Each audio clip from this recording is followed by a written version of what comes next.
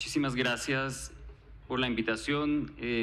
Honorables magistrados, es un honor estar aquí hoy en la Corte Constitucional discutiendo sobre este tema. Les agradezco si me ponen la presentación.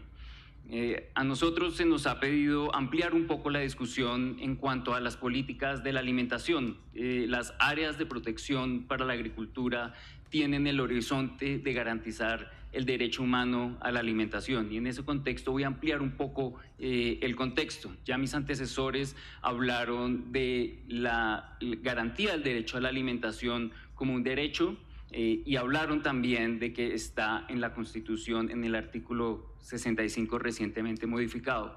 Por eso yo quiero empezar acá, honorables magistrados.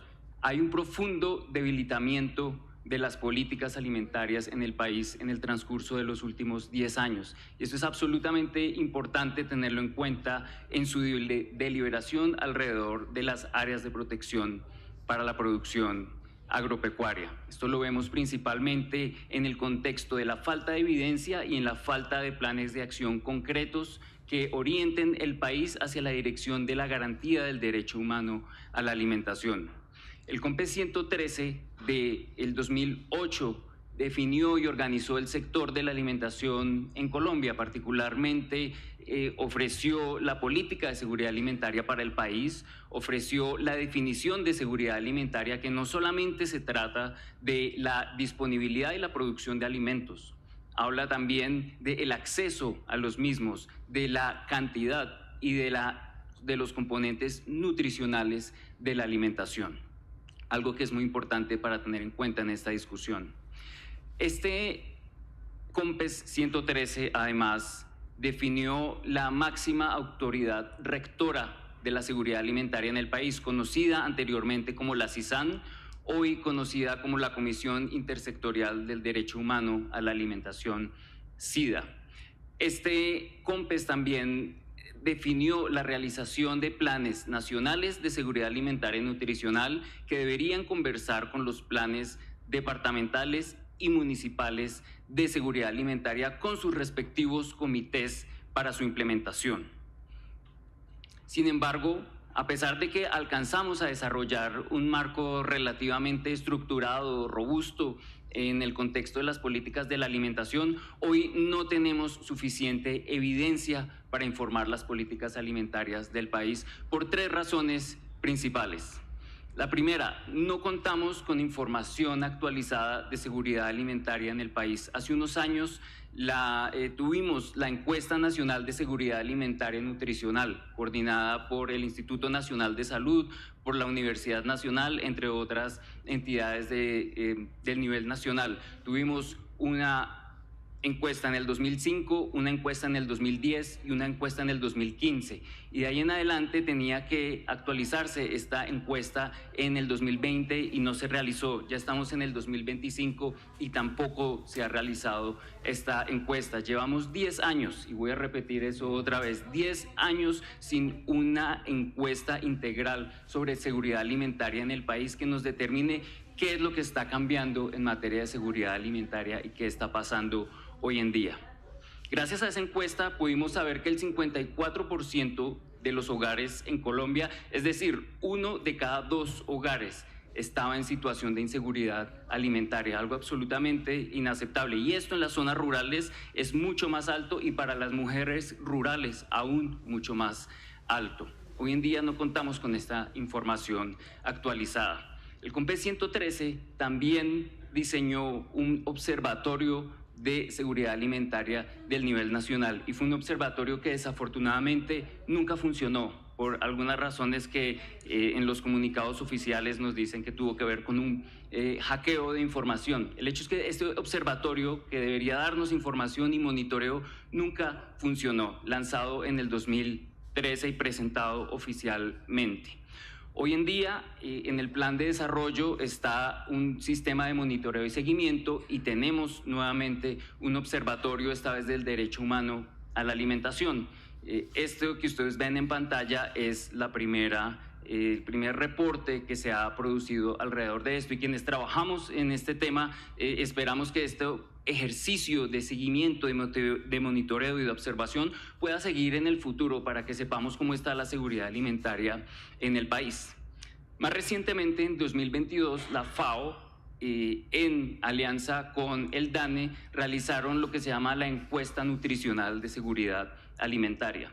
Esto es una nueva encuesta, no reemplaza la encuesta anterior que mencioné en mi primer punto, pero nos da una idea de cómo está en el país. Y en las barras azules ustedes pueden ver que la seguridad alimentaria a nivel nacional ha venido, la inseguridad alimentaria ha venido disminuyendo en los últimos años, pero notamos un grave incremento de la inseguridad alimentaria, particularmente en las zonas rurales del país, y esto no lo podemos dejar de lado.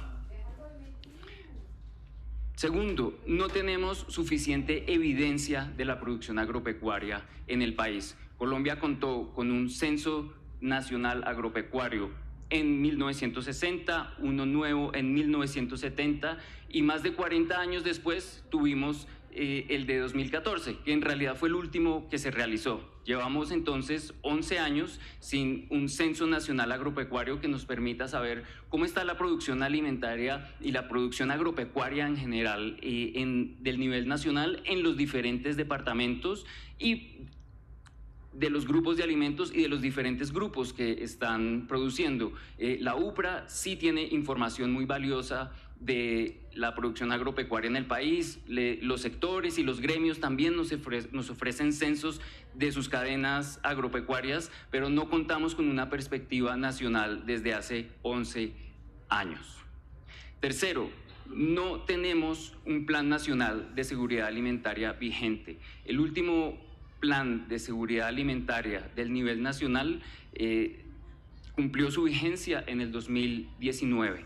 Desde ahí en adelante, ninguno de los gobiernos nacionales ha elaborado un nuevo plan de seguridad alimentaria. ¿Qué quiere decir esto en otras palabras? Estamos básicamente navegando sin una carta de navegación. Estamos abordando las complejidades de la alimentación sin una carta de navegación para el país.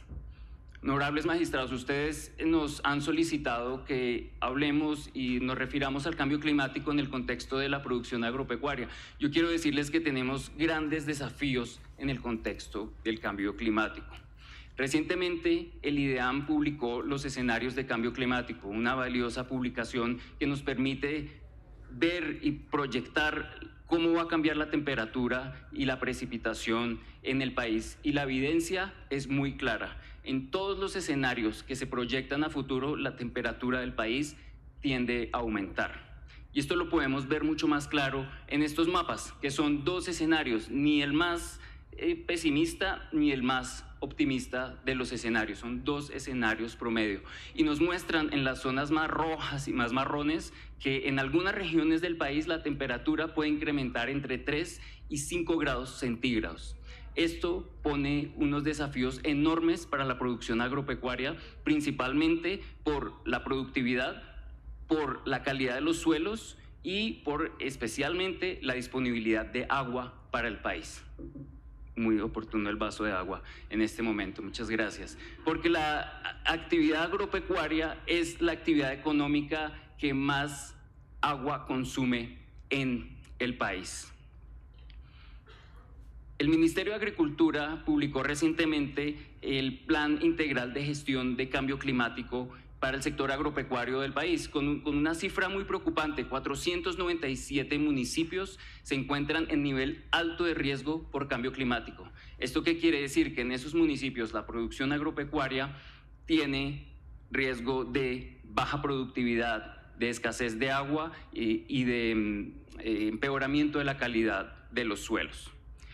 Y si ustedes me lo permiten, yo quisiera ampliar un poco la problemática alrededor de la alimentación, porque aquí nos hemos enfocado bastante en la sesión de la mañana en lo que es la disponibilidad y la productividad del sector agropecuario, pero no podemos olvidar este informe que publicó el DNP hace unos años, que nos mostró que Colombia desperdicia 9 millones de toneladas anualmente. Esto equivale a 1/3 de todos los alimentos que se producen en el país. 1/3 de todos los alimentos que se producen en el país se pierden o se desperdician en diferentes partes de la producción, del transporte y de la comercialización. Entonces, el problema no es solamente la disponibilidad de alimentos, sino es también cómo estamos gestionando todos esos alimentos hasta que llegan a la mesa. En ese contexto, honorables magistrados, yo quiero decirles que tenemos un desafío muy grande y es no solamente enfocarnos en disponibilidad, en productividad. Hoy en día sabemos que uno de los grandes retos para garantizar el derecho a la alimentación y la seguridad alimentaria es que haya acceso físico a los alimentos. No solamente se trata de ausencia o de baja productividad.